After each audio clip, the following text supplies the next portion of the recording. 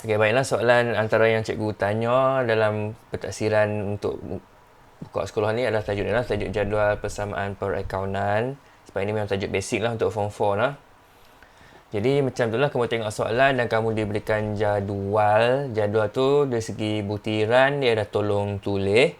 Jadi kerja kamu sekarang ni adalah yang pertama menulis semula baki-baki daripada soalan itu ke dalam jadual. Okay, jadi yang dia beri senarai lah perabot peralatan ni semua kamu. So dalam jadual ni baris yang pertama kamu tulislah perkataan baki dan masukkan bolehlah angka tu. So perabot 3,000, peralatan 37,000, akaun belum terima 1,500, tunai 530. Okay, inventory duduk bawah sikit 16,780. Okey, awak tengok untuk butiran bank. Butiran bank di dalam soalan dia sebut overdraft. Overdraft ni kalau kamu ingat lagi dalam tajuk bab 2, bila overdraft ni maksudnya bank tu negatif lah. Bank ni berbaki negatif. Maksudnya dalam soalan ni pada awal tu dia bank ni bersifat liability.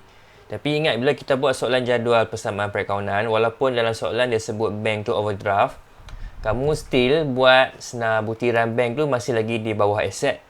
Cuma dari segi nak masukkan angka, kamu masukkan angka tu sebagai nombor negatif. Jadi kamu tulis kat dalam jadual tu 1350, kamu letak dalam kurungan. Ingatlah jangan letak dia bawah liability. Kamu still letak bawah aset item bank tu. Cuma angka kamu bracketkan. Faham lah? Okay, kemudian berikutnya akaun belum bayar 4590. Okay, untung bersih 12450. Dan modal dia tulis kat situ perlu dikira. Jadi macam kamu pernah buat lah ujian pertengahan tahun pun soalan ni ada juga kan. Cikgu pun minta kamu kira modal. Jadi untuk kira modal ni rumus dia tu lah. Aset sama dengan liability tambah equity pemilik. Jadi kamu sekarang ni tekan kalkulator, kirakan berapakah jumlah aset pada baris atas tu. So 3,000 tambah 37,000 tambah 1,500 tambah 530 tambah 16,780. Okay, bank tu negatif kan. So bank tu tolak lah sebab bank tu negatif. Tolak 1350. Jadi jumlah aset pada baris pertama 57,460. Okay, itu jumlah aset lah. Jadi liability sama tambah equity. So di sebelah ni lah nak kira ni akaun belum bayar. Kita duk ada 4590 tambah modal tu mungkin kamu boleh buat macam huruf X lah. X tambah 12450. Okay, itulah persamaan perakaunan baris pertama yang kamu nak kira modal. Jadi betul buat algebra lah. Jadi 57460 kamu tolak lah kan. Tolak 4590 tolak ABB. Lepas tu tolak dengan angka untung 12450. Maka dapatlah modal kat sini adalah 40,420. Inilah tu cara nak buat modal lah. Asset sama dengan liability tambah equity. Jadi last sekali buat persamaan dia. Jadi kita tolak lah kan. 57460 tolak 4590 tolak 12450 sama dengan X. Kan selesaikan untuk X, dapatlah angka modal. Yang ni soalan yang tanya lah, soalan yang cikgu bagi kat kamu. Nanti tengoklah kamu dapat soalan macam mana kan. Dia suruh kamu kira ke, dia bagi siap-siap ke, macam mana kan, ikutlah. Okey lah, tu yang baris pertama baki. Jadi sekarang ni kita nak tengok satu persatu urus niaga. Ada yang senang, ada yang susah. Okey, macam ayat yang pertama ni. Ingatlah kamu ni sekarang nak tengok kesan ke atas butiran dalam jadual tu. Apa kesan kepada perabot, apa kesan kepada peralatan, apa kesan kepada ABT, apa kesan kepada tunai, kesan kepada inventory, kesan kepada item bank, kesan kepada ABB, modal dan juga untung bersih. Jadi maksud dia dalam ayat yang kamu baca, Kamu kena cari keyword-keyword yang menerangkan butiran-butiran tu lah. Okay, cuma yang nak kena ingat balik satu perkara, macam Cikgu Rahmat dulu. Untuk untung bersih, apa yang masuk kat situ? Hasil dan belanja. Kan, hasil masuk sebagai positif, belanja masuk sebagai negatif. Saya cikgu tulis jauh sikit lah. Hasil positif, kalau belanja masuk sebagai negatif tu untuk untung bersih. Yang tu kamu bila baca ayat soalan, nampak dia macam belanja, nampak macam dia tu hasil, masukkan untung. Kemudian angka yang kamu kena ingat lagi, macam inventory, sentiasa kita guna angka kos. Nah, dalam laju inventory mesti guna angka kos. ABT maksudnya kita pelanggan kita. ABB tu maksudnya pembekal kita lah. Okey, tengok ayat nombor 1. Menerima sekeping cek. Okey, cari kata kunci. Kan, antara kolom yang kita ada, kolom bank. Jadi, cek ni menerangkan butiran bank lah. Okey, itu keyword yang pertama. Kemudian, daripada akaun belum terima. Okey, yang ni keyword yang kedua. Kan, yang ni keyword yang kedua. Ada dalam jadual.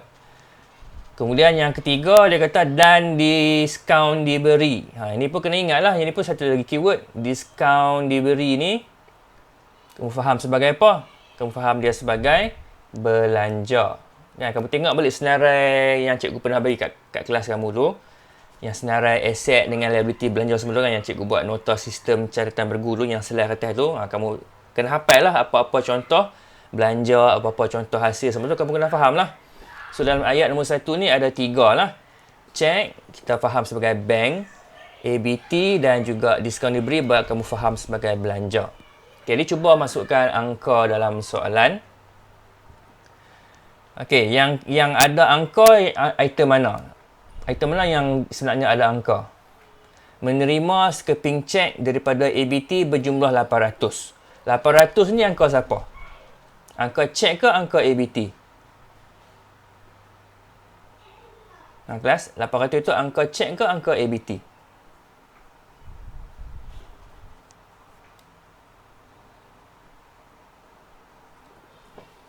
Siapa nak jawab? Angka cek ABT tu, angka 800 angka siapa? Angka cek ke angka ABT?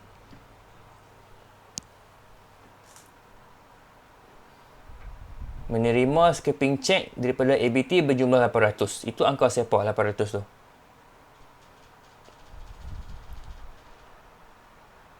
Minta seorang bagi jawapan. Cek. Ya, betul. Angka cek. Jadi, 800 ni angka cek. Jadi, ayat dia kata kerja dia menerima. Okey, kata kerja dia menerima. Jadi, maksudnya bank kamu jadi makin bertambah lah. Sebab kita terima cek, maksudnya duit masuk. Jadi, yang pertama tu, faham itulah. So, bank 800.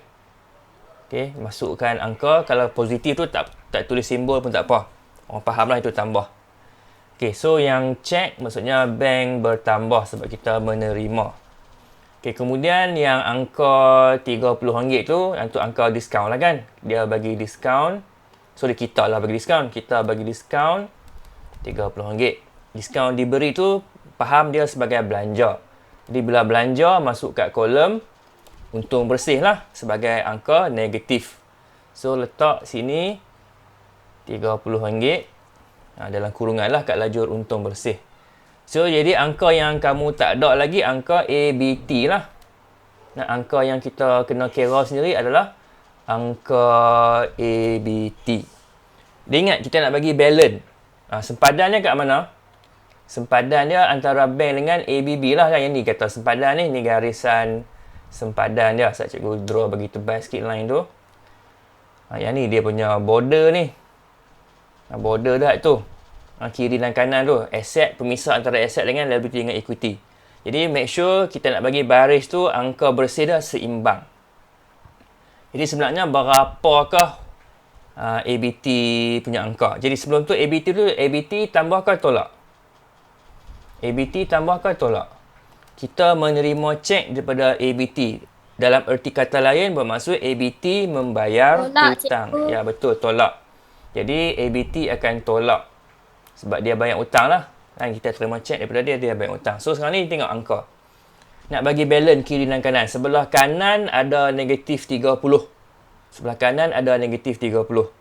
Sebelah kiri ada 800 dah. So, kamu nak bagi angka yang bagi dapat negatif 30 lah. Nak kena bagi balance tu.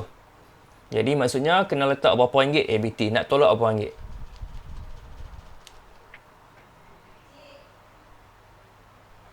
Berapa sebenarnya hutang ABT yang dia jelaskan? Dia bagi cek 800 dan kita bagi diskaun kat dia RM30. Jadi sebenarnya hutangnya berapa yang dia settle?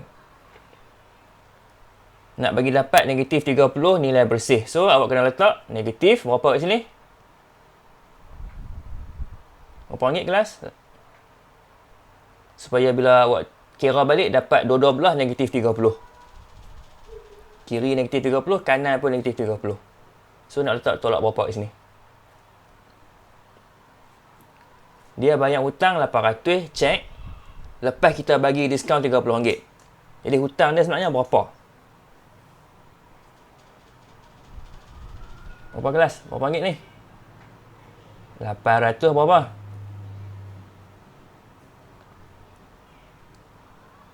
$800.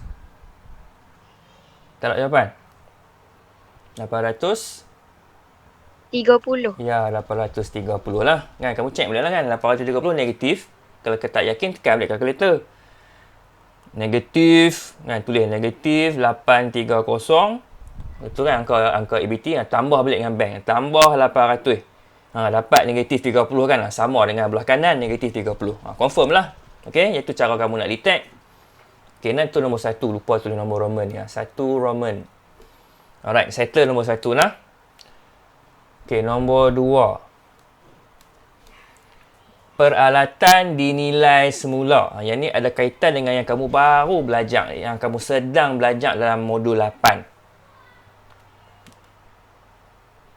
Alatan dinilai semula. Ini tajuk apa sebenarnya? Siapa boleh sebut? Kalau tengok dalam baki di atas, alatan tu ada 37,000. Tapi dia kata dinilai semula 36,880. Ni sebenarnya ada apa kat sini? Tajuk yang kamu baru habis belajar. Masih lagi dalam modul 8 yang kita sedang buat. Tapi tajuk kecil tu baru habis. Ni tajuk apa sebenarnya? Aset tu ada nilai aset dia 37,000, tapi bila kita bawa jumpa penilai profesional, dia kata sebenarnya hanyalah 36,880. Tajuk apa? Yang kamu belajar antaranya ada garis lurus dengan baki berkurangan. Yang tu tajuk apa? Tajuk susut nilai. Kaedah yang ketiga nama dia kaedah penilaian semula. Tengok balik modul susut nilai yang cikgu bagi tu.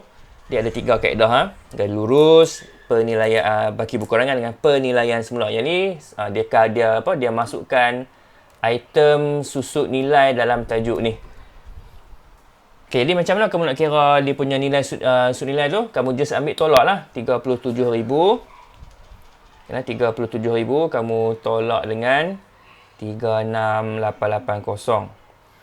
Maka kamu dapat dia turun sebanyak 120 lah daripada angka asal 37,000. Dia kata turun menjadi 36,880. Maksudnya dia susut sebanyak 120. Okey. Dalam tajuk susut nilai.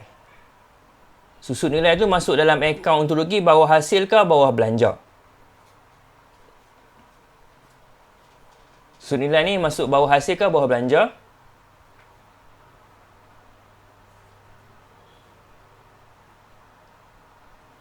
Dia masuk sebagai?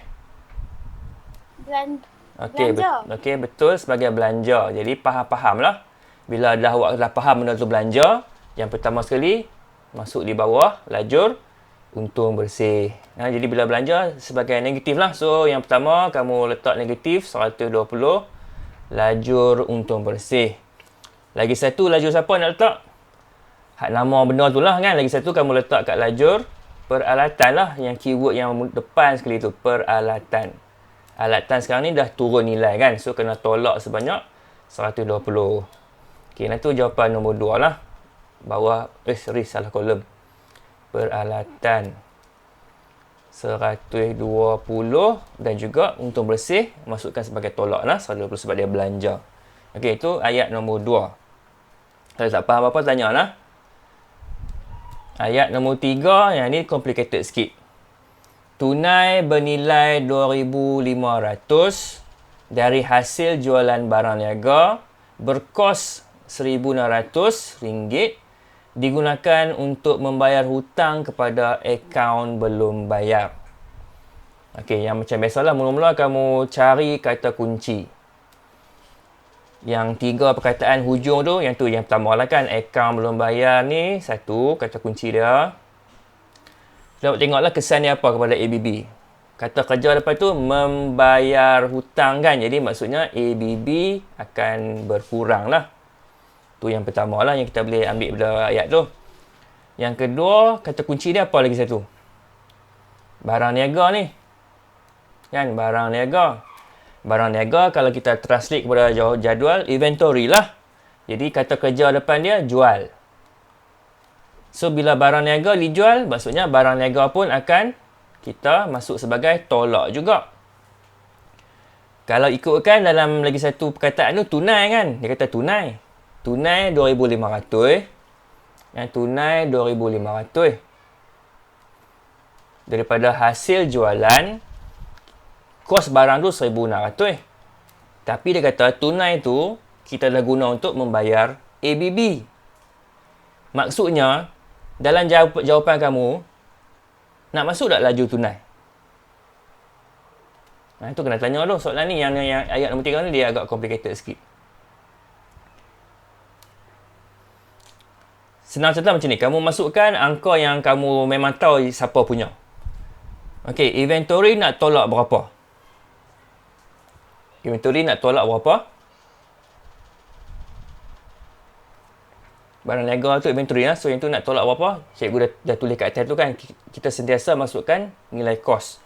So, soalan pun dah sebut kan. Kos 1,600. Maka inventory kamu tolak 1,600.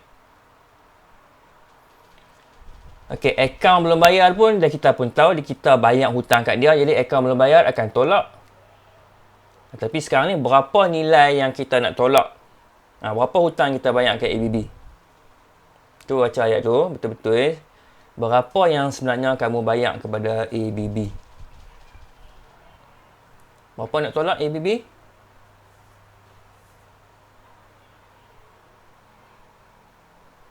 Berapa ribu kelas nak tolak ABB? Tunai 2,500 daripada jualan barang niaga yang berkos 1,600 kita gunakan untuk bayar ABB. Jadi ABB sebenarnya nak tolak berapa?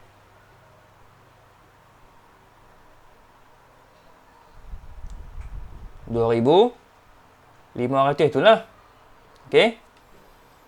Tak balance lagi tu. Sebelah kiri 1,600 negatif, sebelah kanan negatif 2,500. Tunai ada tak tunai? Tunai ada tak dalam jadual ni? Tunai tu kita dapat. Kan? Tapi kita dah guna untuk bayar ABB. Jadi sebenarnya tunai tidak ada lah dalam jawapan ni. Sebab kita dah sebenarnya macam tak masuk dah laju tunai. Dapat sekejap saja, terus kita bayar kepada ABB. Jadi satu lagi nak letak kat mana? Nak bagi balance tu. Siapa tahu lagi satu nak letak kat mana? Kita jual barang niaga, nilai dia 2,500. Kan itu hasil jualan. Kos barang tu 1,600. Jadi macam selalulah duk buat. Kalau kata ada perbezaan antara harga jualan dengan harga kos, jualan lebih tinggi daripada kos, kamu dapat apa? Ni, 1,600 ni kos barang. Kita jual pada harga 2,500. Cuma dia kata duit tu kita bayar ABB. Tapi dari segi konsep harga jualan dengan kos, ada apa kat sini? Harga jualan besar daripada kos barang. So, yang ni sebenarnya ada untung. Ada untung lah. Jadi, kamu tolak lah. 2,500 tolak 1,600. Maka untung dapat 900. Okay, nak semak balik? Semak lah. Cuba kira balik belah kanan tu dapat tak negatif 1,600? So, tekan balik kalkulator. Negatif 2,500 kamu tambah 900. Dapat kalkulator tunjuk apa? Keluar negatif 1,600. Balance lah kiri dan sebelah kanan. Okey, yang tu nombor 3 lah. Dia treat kamu yang tu lah. Dia treat ke tu tunai tu. Tunai tu sebenarnya tak masuk lah sebab kita dapat sekejap, kita bayar kepada ABB. So, kita masuk kat kolom ABB sebagai tolak lah sebab kita settle hutang. Tapi yang pengimbang ni adalah untung lah. Beza antara harga barang dengan kos barang. Okey, nombor 3 settle. Okey, nombor 4 ni mudah sajalah sebenarnya. Satu nota kredit dihantar kepada pelanggan. Okey, jadi keyword yang pertama tu pelanggan lah. Okey, pelanggan dalam soalan yang jadual ni tak ada orang lain lah. Dia mesti ABT. Lagi satu apa dia? Barang lah. Keyword kat sini adalah barang. Okey, nota kredit. Okey, apa fungsi nota kredit? Tambah hutang ke nak tolak hutang? Fungsi nota kredit. Ingat balik modul 3, bila dokumen nota kredit ni nak menambah hutang ke nak menolak hutang? Siapa mesti ingat?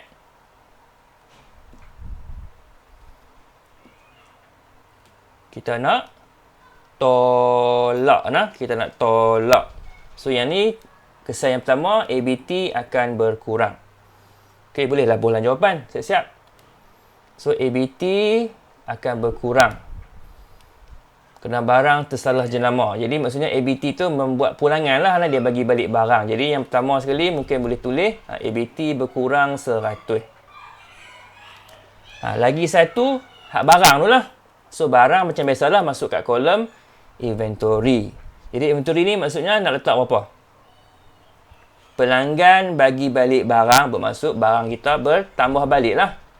Okay, yang ni kalau kamu tengok dia punya kesan hanya di sebelah kiri sahaja. Negatif 100 tambah 100 maksudnya kosong lah kan. So nilainya seimbang lah, sebelah kiri kosong, sebelah kanan kosong. Dia cuma ada kesan di sebelah kiri sahaja. Nah, kesan kepada dua aset. Satu aset bertambah, satu lagi aset berkurang. Okay, boleh faham tak nombor 4 ni? Nah, yang cikgu bulat tu keyword dia pelanggan dengan barang. Jadi bila nota kredit maksudnya hutang dikurangkan. Jadi ABT tolak. Okay, pelanggan pulangkan barang. Jadi barang tu masuk balik kat kita lah. Jadi barang kita maksudnya laju inventory tambah balik. Okay, yang tu nombor 4. Okay, next nombor 5. Ini mudah sajalah. Keyword dia apa dia yang ni? Bayar insurans kedai dengan cek. Yang mudah tu cek lah. Okay, cek tu maksudnya bank lah kan. Kemudian yang depan tu sikit insurans. Kata kerja dia bayar. Kan bayar. Jadi bila bayar guna cek, yang ni mudah lah. Maksudnya bank kita akan tolak lah. So yang nombor 5 ni, yang pertama yang mudah tu bank tolak. Tolak 600.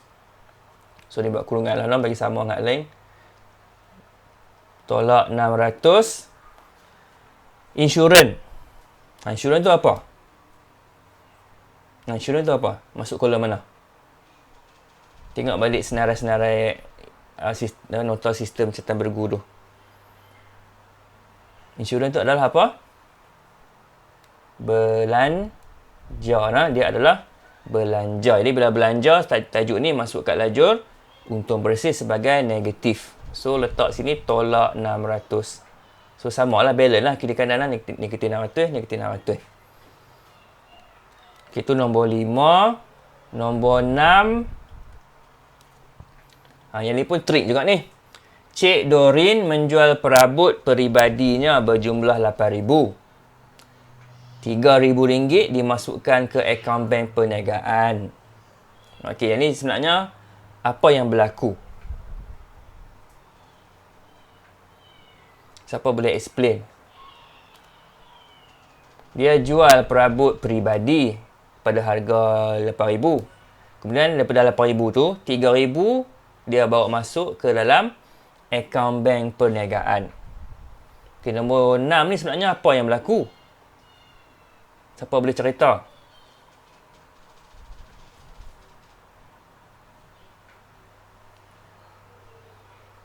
Siapa boleh cerita ni? Peristiwa apa yang berlaku kat sini? Dia jual perabot kat rumah dia, dapat RM8,000.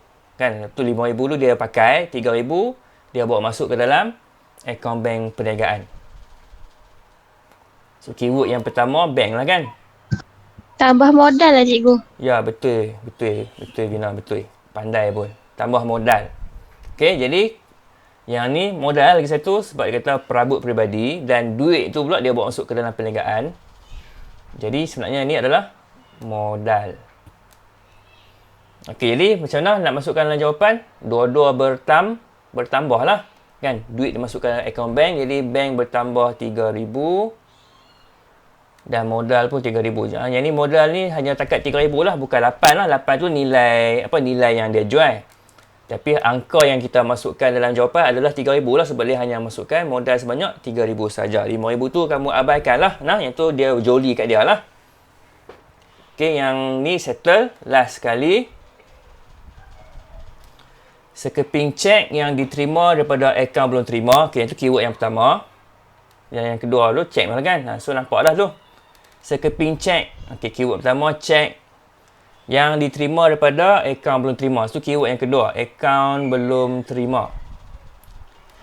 RM300 telah dipulangkan oleh bank dengan tanda rujuk penyuruh bayar. Okey, rujuk penyuruh bayar ni maksud dia tu adalah cek tu cek tendang. Kan, cek tendang ataupun istilah yang formal cek tak layan ataupun lagi satu kita panggil sebagai cek tak laku. Okay, apa maksud cek tak layan ni? Apa maksud cek tendang? Cek tu tak valid lah. Dan kita terima cek daripada ABT, kita pun bawa pergi kat bank, kita nak cash in cek tu tapi bank reject sebab dia kata apa? Mungkin cek tu ada masalah ataupun duit tidak cukup dalam akaun orang yang bagi cek tu. Okay, jadi sini apa yang berlaku sebenarnya? Kamu dapatlah cek tu sebelum ni. Tapi sekarang ni, bila bank sahkan bahawa cek tu tak layan, bermaksud kamu kena keluarkan balik. Nah, kamu kena keluarkan balik duit daripada bank. Jadi macam ni lah. Yang ni lah mungkin kamu tak pernah buat lagi sebelum ni. Yang pertama, faham macam ni. Benda ni sebenarnya, cek tu kita dah terima sebelum ni. Jadi sebelum ni mungkin kamu dah buat lah duit masuk. Nah, kamu dah buat bank bertambah. Lepas kamu pun rekod lah. Bank tambah waktu kamu dapat cek tu.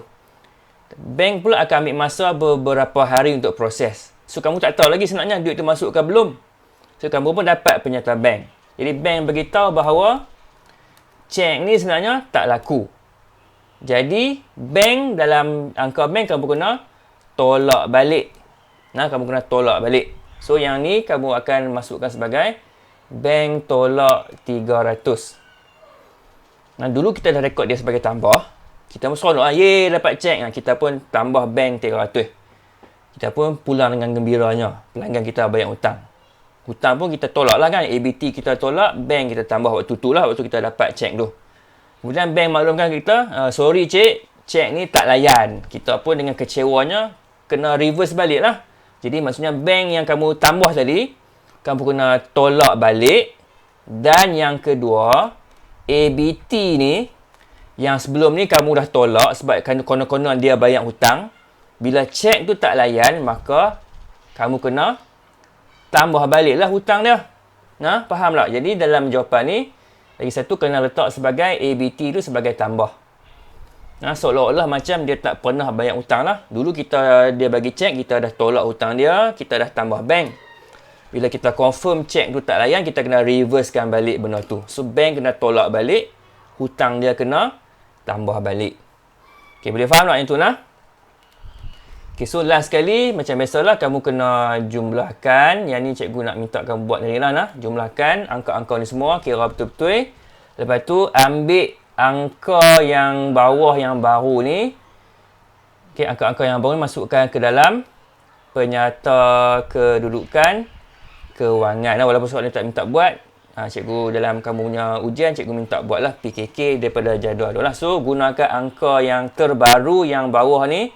Masukkan dalam PKK lah. Macam biasalah, kena pecah balik lah kan. Aset bukan semasa. Kena tulis balik tajuk dia.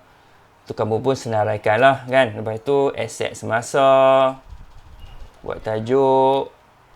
Lepas tu, senaraikan. Di sebelah kanan ada equity pemilik.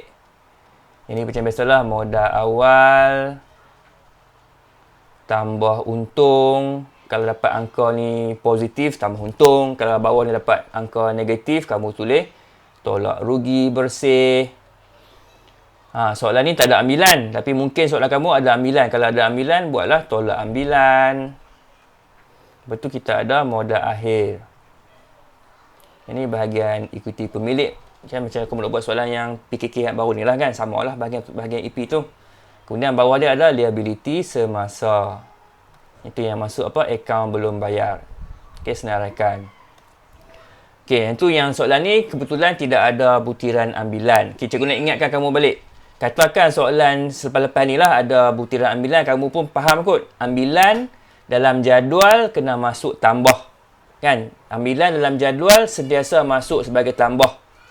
Satu-satunya item yang tidak seimbang adalah butiran ambilan. Sebab ambilan dia kena masuk sebagai tambah. Apa yang kita ambil itu akan ditolak, tetapi ambilan akan masuk sebagai tambah. So, kalau ada ambilan, memang soalan akan bagi lajur ambilan lah. Okay, masuk sebagai tambah. Tapi bila buat balik dalam PKK, kamu kena tolakkan waktu kamu kira. Dalam jadual tambah, tapi dalam PKK, kamu akan tolak. Okay, so cikgu akan berhenti dekat itulah untuk hari ini. Kita dah bincang ulang kaji balik tajuk jadual ni.